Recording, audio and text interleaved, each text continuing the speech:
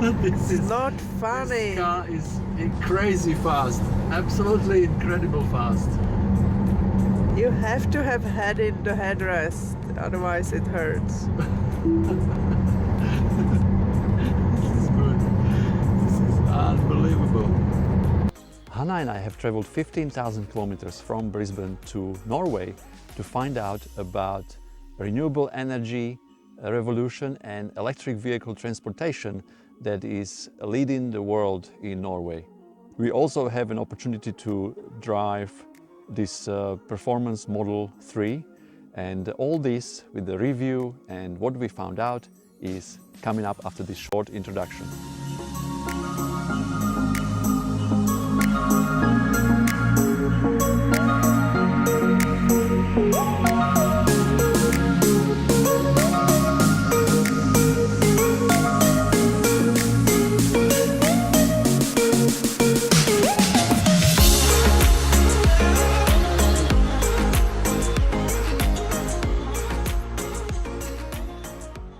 Why learning from Norway, you may ask?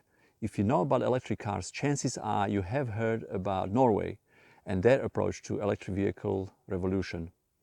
There is close to 250,000 electric cars on the roads here, and 17.5% of those are Tesla cars.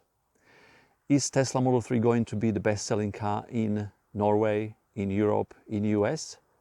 Well, in Norway specifically, there is still more Nissan Leafs on the road, which is 22%. And let's find out how this car performed and how it went after 4 days and 600 kilometers with us.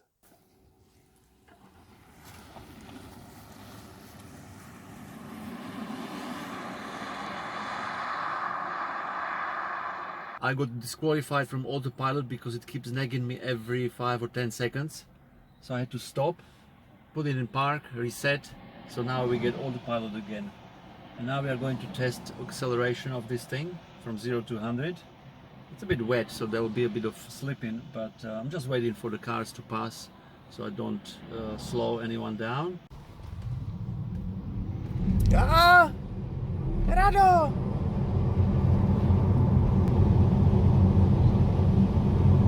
The Teslas here, everywhere. Look, one car park, 5 Teslas. This is incredible. BMW i3s, Peugeot Eons, electric Oslo. This is incredible here, guys. So I've just completed my first embarrassing moment. We got here to Supercharger and there were Tesla Model S and X and it didn't click. They were all taken, all base taken, and I parked waiting for somebody to leave. One car left and Model X in the meantime reversed quickly in while I flashed the lights to let him know that I was next in line. So I was the next one there, and then I reversed into the bay and I realized that there is no CCS cable for charging Model 3. Facepalm. So now we are going to the next supercharger because we are quite low here now. Speed, let's go. Oh my god. 200 meters, turn left to take the E81 Tor Drammen. Okay. We've stayed the night in Skien and it's a beautiful little town, very quiet. We had a very good sleep, and I'd like to thank you, Ola and Ingrid, for hosting us here today. You have a brilliant place here. Thank you very much. We hope to see you again. Steep hill right next to the place where we stayed last night, and we're going to see how we would get up there to have some views from the top. Let's have a look. It's really steep here. I'll just go very slow. Is it actually a road? It is. Can't believe. How do they get up here in the winter? That's a big surprise to me.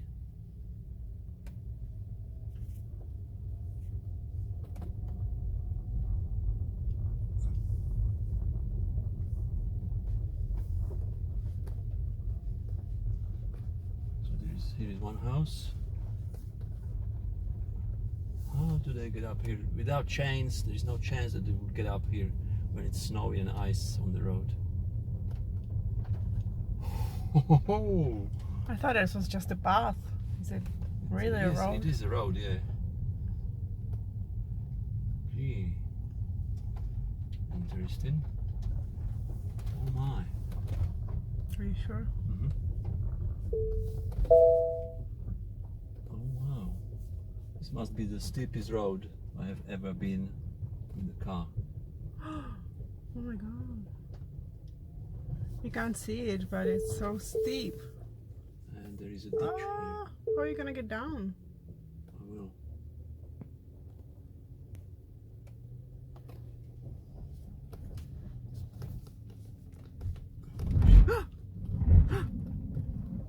No, that's not good. What is it? Traction control Oh, in operation. wow. Are they scratching the battery? No, no, no. No, it's all good. I'm It's just probably hoping. not so I'm just interesting hoping we already. can turn around up there. Well, There's the sensors sensing the grass on and the the side. trees. You can turn I around think here. we can turn around here or not. I don't know. We'll go further. This is incredible. And there's seriously houses here. Not Ooh. many though. Oh wow, this is adrenaline here. I don't like it. I do.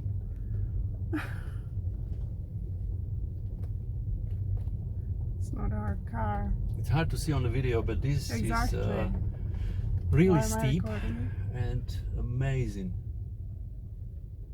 And quite narrow too. Yeah. We are on the road with no cars because it's a dead-end road at the moment because of the roadworks, and we can put our foot down here today. And it's incredible how well this car is designed for traffic like this, for the roads, for winding roads. Ah, So you can really go through the bends Nado. pretty fast, and the stability is just incredible, and the power as well to pull you out of the bends. Come on, man. No. No. Just like that, 130 with no problem whatsoever. Enough. Tesla Model 3s and all sorts of Teslas here. And I hope this will have a CCS cable so we can charge here. Oh yes, it is CCS. Brilliant. And now let's see what rate we'll be getting. Well, we have still 155 kilometers in the battery, and the message popped up because we had supercharger destination in here. Message popped up that preconditioning battery for supercharging. So this is my first CCS usage. This is now open, and let's see what happens. Ah, and it's green. We are charging now. Ooh, okay. It's running. 84. I see. 100? 109, 110? Ooh. 723 kilometers per hour. Very nice. So 110, and possibly if we were at about 20%, it may have been even faster. Excellent speed of charging. This is a big advantage of Model 3, that it can take more than 100 kilowatts. Let's have a look at the front trunk, front boot or fruit. The room is really nice here. This is a standard carry-on luggage suitcase that you can easily fit in, and even with the triangle, that's a reasonable size in front. Perfect. And under the mat there is the hook for towing. Hopefully you will never need it. These are very handy for shopping. And here as well. And I couldn't resist opening up this plastic cover here in front. This is the air intake for aircon. And there is a leaf in there. So, well, I can't reach in there, so never mind. But this is what happens in Europe with all the gravel they have to put on the road to increase friction. And so this is a 12-volt battery right here, very easy access comparing to all the Model S. This one is 12 volt, 45 amp hour. That's interesting because on Model S it's 33 amp hour. This one is now bigger. That's good to know.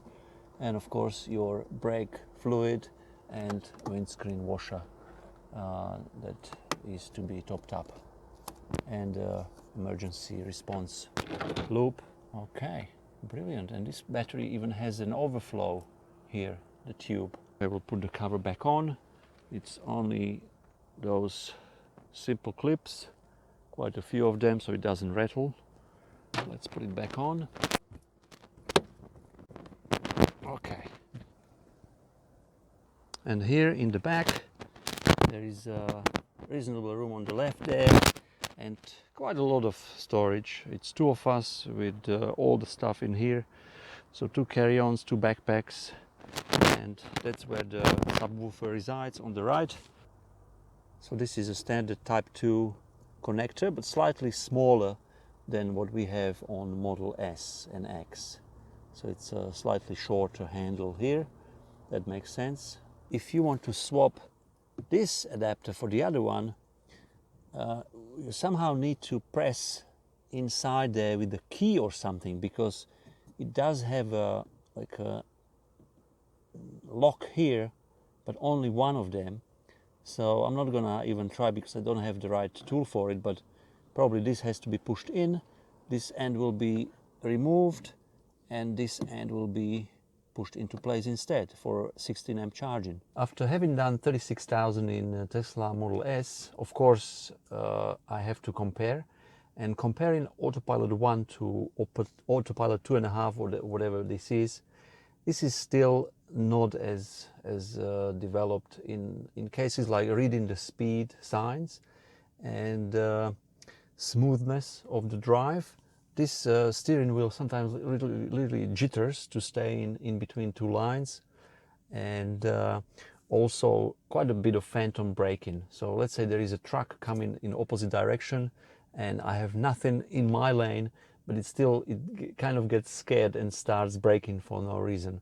So it's interesting to observe and to watch, and I'm pretty sure this will way bypass pass AP1, but for now these are my observations for those of you expecting and getting Model 3 with Autopilot soon. I like this low, I actually have nothing in front of you, so visibility is perfect, being a short nose as well, so maneuvering in tight spots is much easier than with Model S. And also when you start driving, this of course, as soon as you put your foot on the brake, it changes. So it was in P, and as soon as I put my foot on the brake, it changed to speedometer. And speedometer, it's so easy to follow the speed limits and everything because it's right here in your vision. I love the display. It's very firm and solid, and the resolution of this display is phenomenal. The speed of LTE and everything you can turn and so on is so responsive. And I've seen so many reviews of Tesla Model 3, and everyone actually credits the speed and MCU, and it's very, very nice and responsive. I like these 2 buttons here. This is the only physical push button except for the door buttons. Hazard lights and SOS. I don't know what that does. Probably it calls Tesla through the SIM card, but I hope nobody will need it anytime soon. And of course the visors, the mirrors, the lights, fancy stuff from other automotive car makers. And here is even little tab that's still brand new plastic on it. I'm not gonna pull it because that's not my car. Sound system is absolutely amazing, sounds beautiful. And now we are going to have a look. Actually, by the way, before we go to the back, this glass is beautiful, just amazing. Very clear view of the sky and the sun and the weather as well. I am 1.8 meter tall, and so that's position of my driver's seat as I was sitting there, and I still can fit in here comfortably with plenty of room. Headspace, yes, is okay, but of course getting out of Model 3 or Model S, this is quite low, but of course it's to be expected because of the shape of the roof. And here Actually, yeah, I have about 5 centimeters to touch the glass.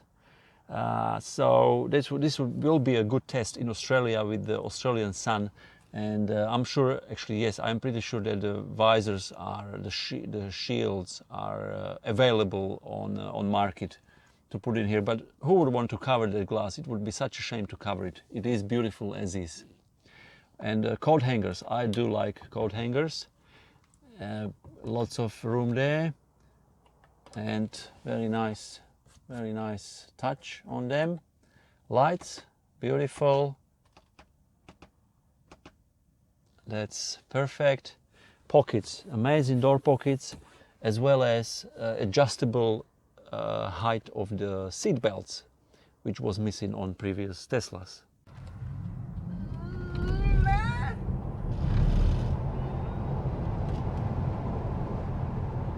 So that was 0 to 110. We didn't time it, but this car is unbelievable in acceleration. I have been in Tesla SP100D with 4 other people accelerating, but this one is something very different, even though it's a bit slower, like 1 second slower. But the lightness of this car, and because it's so nimble, makes it very interesting to drive and to experience. Autopilot on this performance Model 3 is very naggy. Every 5 to 10 seconds it pops up the message. So I don't know if it's specific to this software update or not, but it is quite challenging. I mean challenging. I'm happy with autopilot, but yeah, it could be slightly better. Hannah is reminding me that we are here at the 100 speed limit, but this says 110. Is it 100 or 110? It was 100 just then. Oh, thank you. Okay. So another thing is the camera of Tesla Model 3 doesn't pick up all the speed limit signs correctly, I notice. AP1 is still a bit better. What I found out about this autopilot is that it actually keeps driving if it doesn't see the median line, the middle line. So that's a big step forward. However, I was still not able to get it to do lane change, automatic lane change on freeway. So when I engage indicator, it just cancels out the autopilot. One thing I'd like to mention about Model 3 is that I absolutely like what they've done with the indicator. This indicator is one of the first I have experienced when there is no mechanical lock, meaning that when you engage it, it doesn't stay in that fixed position with the click. So it just, what it does, it just either, if I tap it lightly, it indicates 3 times and cancels out. If I indicate it harder, and listen, there is no physical click, like no audible click, and it stays on. And when I want to cancel it, I just tap it lightly down. So well done, Tesla. I like this one, and that's something to do with autopilot and self-driving, because on those old mechanical indicating switches, the steering wheel disengages it when you turn the wheel into a straight, like when you drive forward, whereas this doesn't do it. And I love it because with our Tesla Model S, I sometimes actually engage indicator and there is this crunch here when you have the steering wheel in that certain position. So this is a big step forward. Now, what I absolutely love about this Tesla here in Norway, that they have allowed web browser to be functioning, and I'll just put it in autopilot now.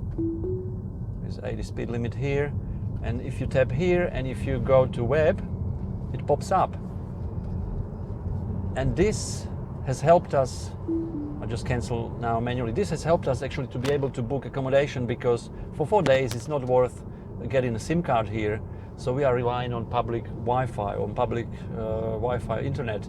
And of course it's sketchy. And one thing we found out, we get to, on our mobile phones, we get to Airbnb booking, we press book, and then it comes up as an error. We tried on both phones. It does work on our little laptop, but beautifully, even more so, it works on this web browser. So we could actually book a couple of accommodations here from the car. And why is this not happening in Australia?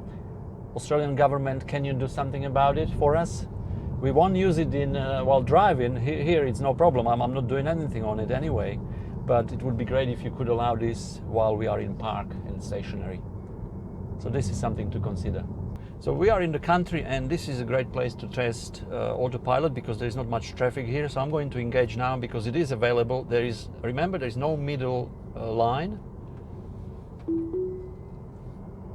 and it sort of is learning, but it tends to go to the left. But still, it's amazing that they have been able to do this without a median line. So basically the car is focusing to the right, and let's see what it does on this stretch of the road. What I don't particularly love about this AP 2.5 or whatever it is, that it tends to hug the middle line and closer to the middle of the road, whereas I would prefer it to be opposite, to the right. Okay, auto still limited. Be prepared to take over and off. So still, it's a progress, and it continues to be improved. We've been driving for about 3 hours, but we had a big break. We had a nice walk towards the lake, and we come to this. The road is closed and has been since 24th of June until 15th of August. So that's another week roughly. And now what next? Wow, what are we going to do next? Let's see. What options do we have? We have to go back and a long way around. Oh my goodness, maybe we might have to cancel accommodation there or something. No. If there I is go short way. here,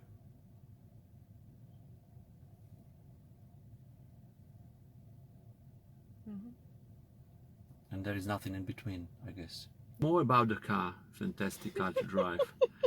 Great daily driver with lots of power, long range, fast charging, and have a look at the consumption, guys, because I'm sure you are interested in knowing this. I am not a conservative driver, so within reason, and Hannah can tell you, because obviously she doesn't want to have her head pinned to the rest, to the seat all the time. So last 10 kilometers, this is just hilly area. Last 25 and last 50, this is most likely the hill we went up, really steep climb. That was, I'm so grateful for this traction control because it managed really well. 165 watt hours per kilometer. That's pretty good, I think, for performance version. And I love the door pockets, by the way. That's amazing that they've done this, because you can put stuff there, especially for road trips. It's brilliant. We have not had to use the front boot or frunk yet, because we don't carry much stuff, which easily fits in the back boot. The storage here is brilliant, lots of stuff, deep pockets everywhere, so great step. And I don't blame people who on one hand they trade in their Model S for Model 3, especially because S is a big car, and especially if you visit city parking often, then it makes sense to do Model 3 driving.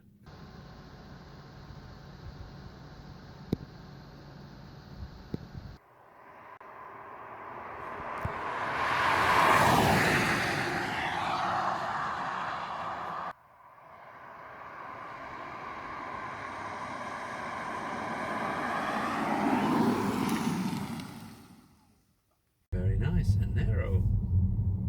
We are following the river and going to check in for Airbnb accommodation. We have stayed the night in a nice house. It's called Yellow House in the bush, in the forest, and now we are living. And this is an interesting spot here because it's a very narrow road, and one side is really a big drop towards the railway line. So let's see how we can get through.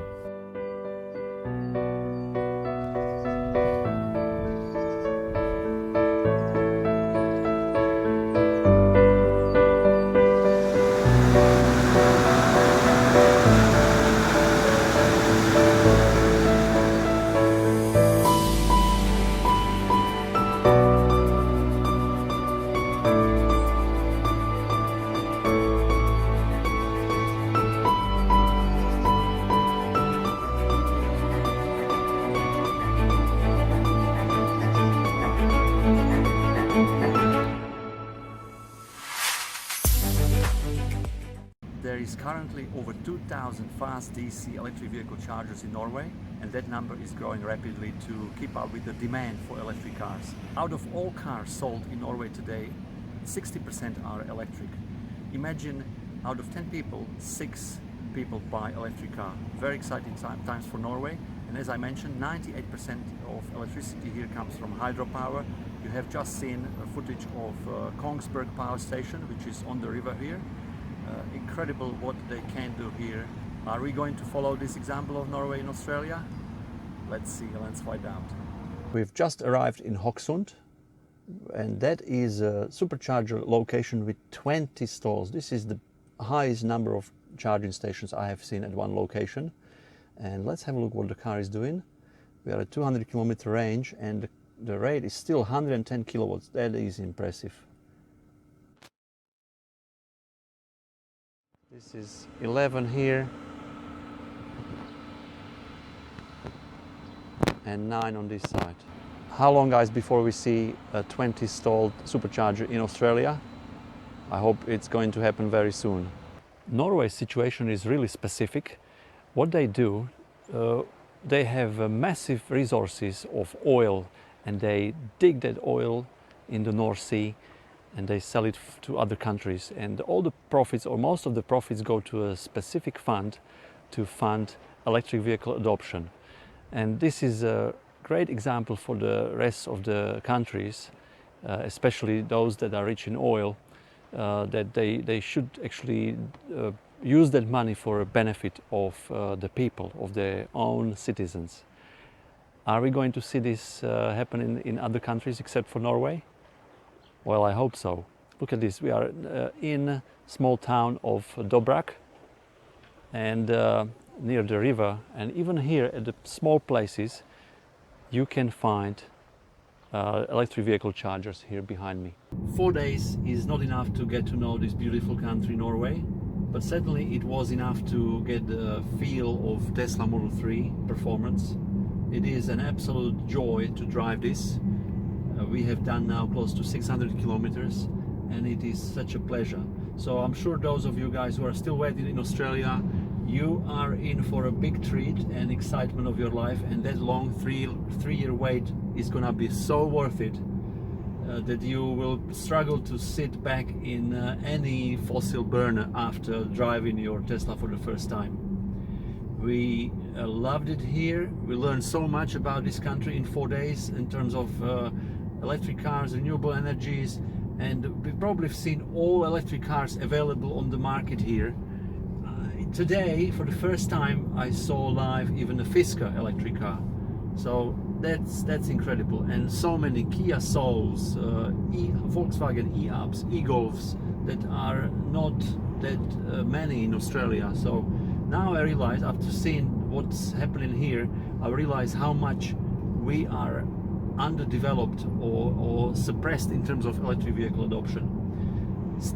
Guys, enjoy your cars, travel, and if you would like to experience the real electric revolution, I strongly encourage you to come to Norway and see it firsthand, what's happening here that can be implemented in all other countries in the world. I am very certain that this car will be very, very popular, if not one of the most popular electric cars on earth before Model Y comes out of Fremont factory or China or wherever they will be making them. Before Model Y comes, this is going to be a really top seller, or already is, on the market. If you enjoyed this video, guys, feel free to subscribe. Click on this button and YouTube will send you notifications of our future videos. And if you are on the market for new Tesla Model S, Model X or Model 3, feel free to use our referral code that I'm posting in the description below this video. If you do want to order, you have to actually start clicking on this link that will take you to the order page. Thanks, and I'll see you in the next video.